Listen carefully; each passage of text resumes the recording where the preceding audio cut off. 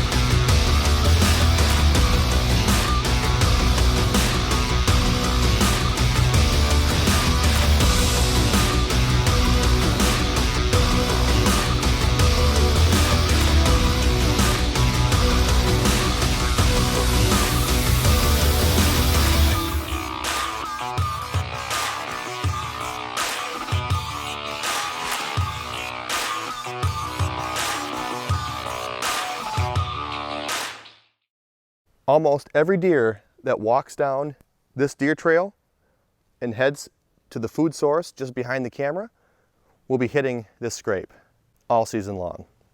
Now we focus on one of two things when we're making a mock scrape. We're either using a beech tree branch or we're using a grapevine. And the reason for that is that's what the deer typically scrape under here naturally.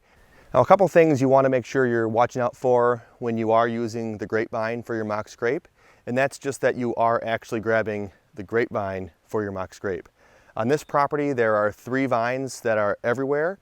One is the grapevine, the second one is Virginia creeper. If you can see that there's actually Virginia creeper on the tree next to me.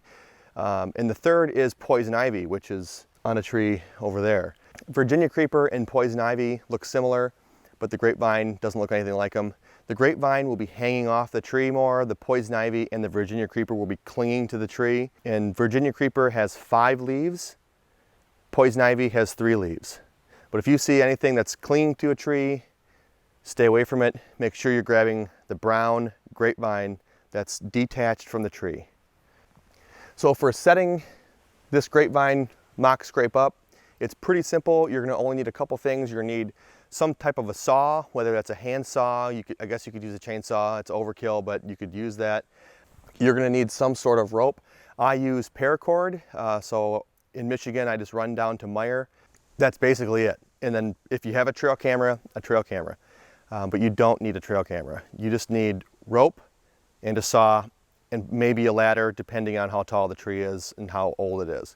The first thing that we're really doing when we're getting these vines set up is we try to find a vine that's right around 1 inch in diameter and right around 5 feet long. We'll cut it. It's sometimes really nice if you can find like a knot in the vine and cut it just above the knot. That way when you tie your knot around it, it has something to kind of latch onto. If not, you can always take your saw and put a couple notches in the vine, and then your rope will slide right into those notches and hold it firm.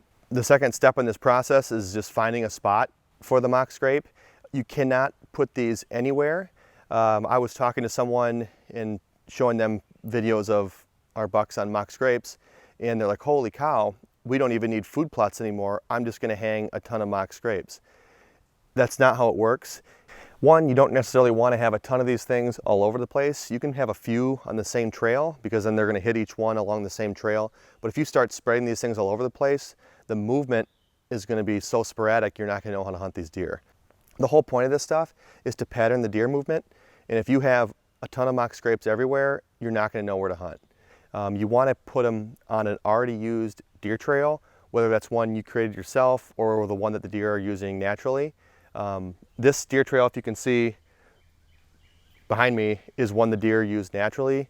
We did enhance it a little bit. We made it a little bit wider. We cleared out, we moved some of the logs out of the way. We cleared the debris out. So they have been using it a little more since we've done that, but they were using it anyways. So this would have been a good spot for a mock scrape anyways, but hopefully they use it a little bit more. So now that we figured out that we have to have this on or relatively close to a deer trail, now we got to figure out where on the deer trail to put it. And we put ours in between either bedding areas, meaning in between buck bedding and doe bedding, or in between bedding and food, meaning in between doe bedding and food. Now, that same trail can go through all of it. So you could have multiple mock scrapes on the same trail, meaning one in between buck bedding and doe bedding, and then one in between doe bedding and food. Another great spot for a mock scrape, I wouldn't necessarily recommend hunting this one, but would be out in your food plot. The reason I wouldn't necessarily hunt this one is because if you sit on a food plot long enough, you're eventually going to spook deer. If you spook deer, they're going to feel the stress, and that stress is going to send a ripple through your property, and then your chance of shooting a mature buck is going to drop significantly. That's a completely separate topic all in itself, but I just would not hunt your mock scrapes in your food plots. However, you can put a camera on them if it's hidden well enough, and that's actually a great way to get an inventory of the bucks in the area. Once we figured out exactly where we want to put it, we got the trail, we've got the location. This one is in between doe bedding and food. We are going to hang it. So then all we do is we get the paracord, we tie a rope, we tie a knot around the vine, we go up to the tree, we'll pull the tree down, we'll tie a knot around the tree. Typically try to put it about waist high. For me, it's I would say that's 3.5 feet. And again, it's right at nose level for a deer. This is in cover, meaning it's not in the field. If it's in a field, it's going to stick out no matter what, but when you're in cover, you want to make sure that there's not really a whole lot of competition for this vine. What I mean by that is if there was a branch coming out to here or a branch coming out to here, you want to get rid of those. You want this thing to be the only thing in the area that the deer is going to see. So when the deer walks up, that's it. There's no other competition for this vine. This vine is it. They will gravitate towards this and they'll use it. The next thing that we need to do is clear off the ground beneath the scrape. And what I like to use for this is a steel garden rake. You don't have to use a steel garden rake. You could use a stick, or you could use the handsaw that you use to cut the vine. But what's nice about the rake is you can clear away the leaves, and you can also rough up the dirt. And roughing up the dirt within the scrape helps, just so it's not so compacted, so when the deer go to use it, they can actually paw the dirt and work the dirt a little bit better. As far as scent goes, I'm not using anything now or during the season. I'm just letting the deer do everything for me. They're going to be rubbing their preorbital glands on this and urinating in the scrape all year long, so I don't really have to worry about anything artificial that I'm placing in there. Now that we have our grapevine set up in the right location, now it's time to set up a tree stand. You want to make sure you're hunting downwind from the scrape and from the deer trail. So deer trail coming down like this, hitting the scrape. The primary wind direction is west. So we have a tree stand 25 yards that way. 25 yards from the stand to the center of the scrape. Perfect bow shot. Now, if it was an east wind, we could not hunt the stand. I know some guys will put a stand on this side of the scrape, hunt the east wind. However, if we do that, our scent is blowing into a doe bedding area. We can't do it. So this particular location, we can only hunt it with a west wind. And the final step for setting up a mock scrape, if you have one, is throw a camera on it. So guys, find yourself a grapevine or beech tree branch or whatever your bucks like to scrape under naturally, and go make yourself a mock scrape.